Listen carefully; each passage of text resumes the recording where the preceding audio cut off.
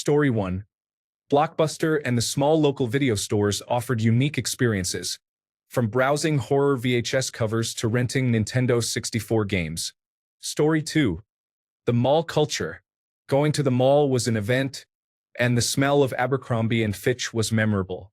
Story 3. When I left the house, I was gone. I had an answering machine, and people could leave me a message if they needed me, provided I remembered to turn it on. Once I was out the door, my life was my own. I miss that. Story 4. All the browser games in which I wasted countless hours playing. After Flash was deprecated, the internet lost some of its soul. Story 5. Different types of phones were used by everyone. I had a Sidekick, my friend had a Palm Trio, and another had a BlackBerry. Story 6. Blockbuster, local video stores, local bookstores, not always having the internet readily available, and politicians who did not blatantly disregard the laws. Story 7. I miss gamer magazines. I didn't have the internet as a child, and the anticipation of the new GamePro or Electronic Gaming Monthly arriving in the mail was incredible. Story 8. Walking through Blockbuster on a Friday night with my parents and sister, searching for a few movies, maybe a video game, and some candy. Perfect Friday night in the early 2000s. Story 9. Don't necessarily miss it, but I remember the mischievous ability to pool hop as a teenager. I can't do it now with all these affordable security cameras. Story 10. Going out in public and interacting with people without being on phones constantly or plugged in is important. I remember when it was unusual for someone to have a Bluetooth earpiece and talk on the phone in a grocery store. Now it has become the norm to be connected. Story 11. Phones that used to have batteries fall out when dropped, unlike how they now shatter. Story 12. The air. Maybe it's nostalgia, but I feel like I haven't taken a fresh, deep breath of air in 25 years. Story 13. Those compact disc commercials that played late at night featured catchy little snippets that I enjoyed singing along to. Story 14. The sound of "You Got Mail" reminds me of the game where roaches appeared on the screen and you smashed them with a hammer. Story 15. Frutiger Arrow. I would choose today's minimalist black, gray, and white aesthetic over those transparent, colorful aquatic designs. Story 16. The absence of social media was beneficial. I had the chance to make many friends whom I still keep in touch with, even after graduating from high school 14 years ago. Story 17. The lack of our always connected culture. In the past, there weren't as many cell phones, tracking, or the expectation to constantly respond to calls, texts, and numerous app notifications. Nowadays, I force myself to turn on Do Not Disturb and not pay attention to my phone for a couple of hours, but responsibilities and the fear of missing out have become ingrained in our minds. Story 18. Being able to drink with friends and go out to a pub or club meant that there was almost no way anything would be recorded, except in the rare circumstance that someone had a digital camera. Those were ineffective in the dark, and storage was limited, making it nearly impossible for anything to be captured. Most of my foolish moments are just memories or stories, thankfully, and not social media clips. The lack of scalping on almost everything, such as computer parts, games, and concerts, has changed dramatically. Now, individuals hoard and scalp anything, which negatively impacts hobbies and experiences. Early YouTube was a completely different world than what it is now. It consisted of people making pixelated videos about various topics, usually just talking about whatever, with comments and even video responses. While there were popular vloggers, as a result, you could genuinely engage with them. Best of all, there were almost regional YouTube communities like YouTube Australia, where larger vloggers were present alongside smaller ones, and everyone benefited from the views. I remember connecting with about 7 people who were doing the same thing. We each ended up with a couple of hundred subscribers, while one of us had a few thousand, and it was a lot of fun. Sadly, once the Viacom lawsuit occurred, YouTube changed, and its algorithm harmed the smaller communities. Internet forums were amazing, with each subject hosting its own forum. Reddit is probably the closest thing that exists now, but it is always at risk of sudden changes to rules, being sold off, and overall deterioration. Forums could be extremely well-moderated or very lax, except when it came to illegal activities. Social media really diminished a solid portion of that experience. Story 19. I miss feeling optimistic about the future. Now I feel jaded and cynical about everything. I also miss looking forward to new Silverchair albums since they split up. Story 20. There was a candy named roasted chicken that was delicious. It was a Mexican candy that I could only find near the border. Amazingly delicious, it was a little spicy and sweet, and it was shaped like a roasted chicken. Story 21.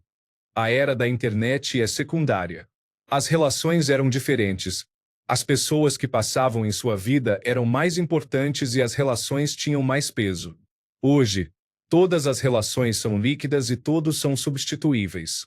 E digo mais, não há como voltar atrás. Story 22. As high school students, we would all gather together in a parking lot and then go to various parties. It was an amazing experience. Story 23. Walking over to your friends' houses on a Saturday was a way to gather a group to wander around and hang out. You were never sure who would be at home or out. Story 24. Stores are open 24 hours, including restaurants. Getting off work after midnight and not being able to find something to eat can be frustrating. Owning things has changed. Everything is now a subscription service. I no longer own my software, movies, or video games. Video games have become a social experience.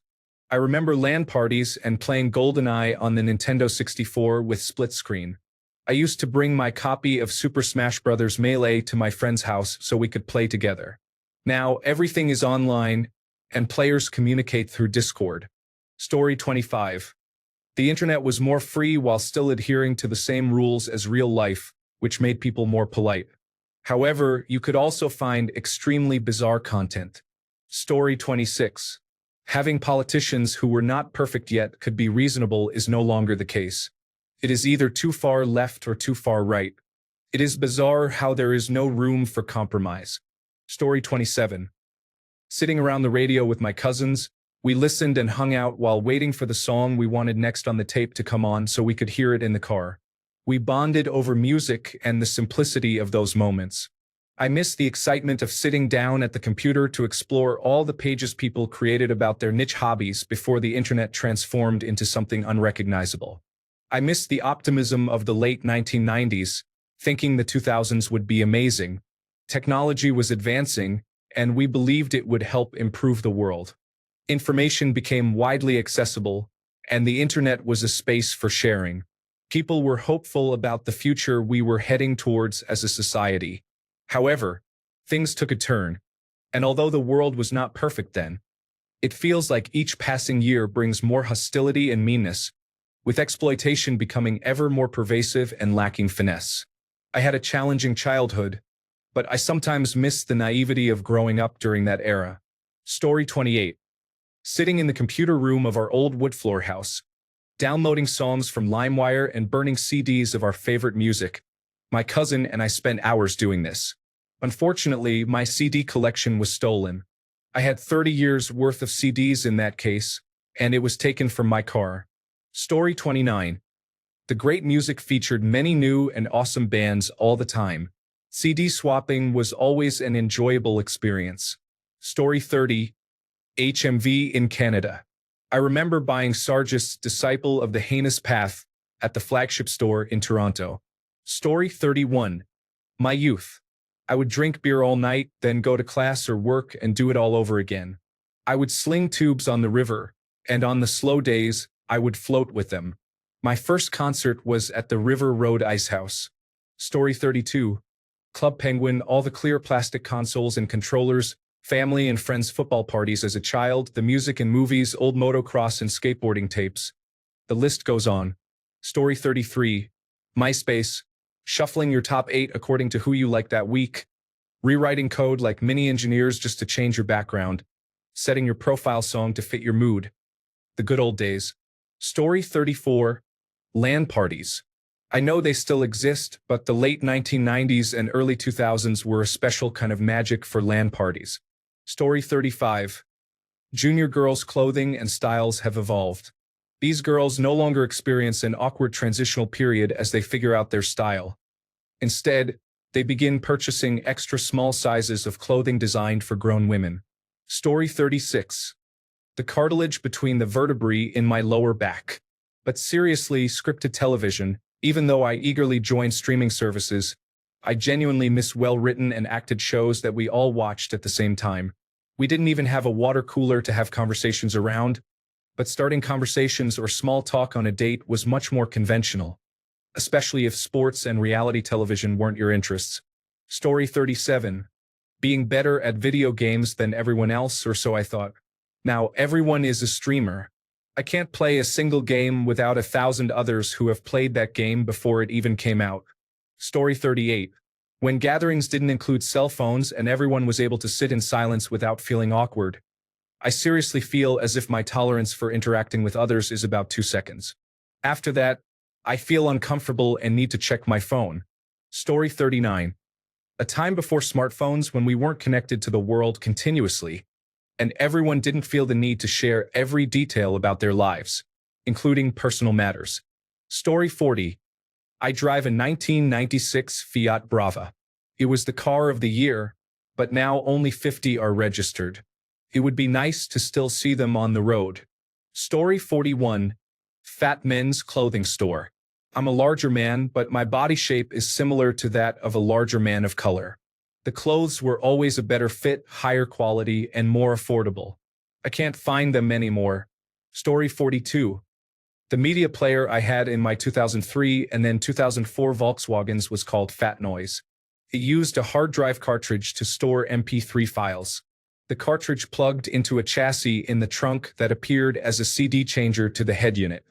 The software used to load the music also built a database from the MP3 tag information. The brilliance was in how it interfaced with the car. The disc buttons on the head unit that would normally be used to select one of the 6 CDs in the changer were repurposed. One would browse the library by artist, another by genre, and another by album. The great thing was if you had it set to browse by genre and settled on, say, punk, so you were shuffling through all your punk music. If a Dead Kennedys song came on and you decided instead of shuffling punk you just wanted to listen to more Dead Kennedys, you could hit the changer button for artist, and that's exactly what would happen. When the current Dead Kennedys song ended, it would switch to another Dead Kennedys song instead of a random punk song from the library. You could switch the browse mode between artist, genre, album, or all music at the touch of a button. No Bluetooth media player I have found since makes it so easy to switch. Story 43. Video City. Even just window shopping. I combined 2 of my favorite activities: grocery shopping and watching movies. Story 44. Nothing, really. My best times were before September 11th. After the early 2000s, things changed so rapidly and mostly for the worse that it's hard to find much to miss. Story 45. My younger self. I am rapidly approaching 50, and I feel like I took for granted how amazing life was in my 20s. Story 46. For some reason, people used to want to connect, and retail establishments like Blockbuster, Tower Records, the arcade, and the mall kept people out of the house. Many think the pandemic made a lot of people antisocial. I beg to differ. This all started earlier. No one was asking for faster go-to-market cycles, faster game development cycles, or forced digital distribution. If that had truly incentivized developers and movie production companies to do their best, we wouldn't have seen producers begging audiences to watch poor-quality movies or play subpar games. So that's my take. It's all about profit now, not about how the consumer thinks or wants. It feels more like our marketing team told us a lot of people are into this, so you will like it. Entertainment should be about brainstorming ideas and taking chances on originality, not treating it as a mass production operation. Yes, Netflix was about convenience and having everything available in one place, but now everything is spread among 6 or 7 major streaming services, much like cable television. So it would seem to make sense for it to come back. If Toys R Us can, why not Blockbuster? Story 47. Saturday night with my best friend, enjoying regular pizza from Pizza Hut and dessert pies. We would pick whatever obscure horror movie we could find from the shelves at a video store or my dad's collection. The crowning jewel of the night was the PlayStation 1 and its fantastic selection of games that we had both acquired. Story 48. For the UK people. The Big Breakfast. A positive and entertaining breakfast television show to start the morning. It stopped airing in 2002, and breakfast television has never been the same since. Campino Sweets. Small red and white striped discs with strawberry and cream flavors. They may still exist somewhere in mainland Europe, but they've been gone from the UK for a long time. Borders, the bookshop. It was a nice place that smelled pleasant, and I enjoyed visiting it. Bustling town centers filled with gathering spaces. Story 49. Hayes chocolates used to make a candy called the peppermint bonbon. It was solid until you put it in your mouth, then transformed into instant peppermint cream. It's such a shame they stopped making them. Story 50. Reading a book. Since my depression worsened, I have not been able to do it again. I will try again this year. I need to get off the phone. Story 51. Not feeling constantly available. Shopping malls at their peak. Plastic surgery and veneers were less common. Feeling hopeful about the future. Social media hadn't affected us all negatively. The internet wasn't monetized. Story 52. Automotive and technical discussion forums provided a more organized way to engage in conversations. Everything has shifted to Facebook groups, which are not nearly as searchable. I used to be able to see a discussion happening, and even after 4 to 5 hours, if I wanted to add something or revisit it, the discussion would still be visible on the first page. Now, if you see something in a Facebook group, you better take a screenshot, as the algorithm will likely never show it to you again. Searching for it is also a challenge. While setting up these groups is easier, this has led to an overwhelming number of groups competing for users. Forums were undoubtedly better.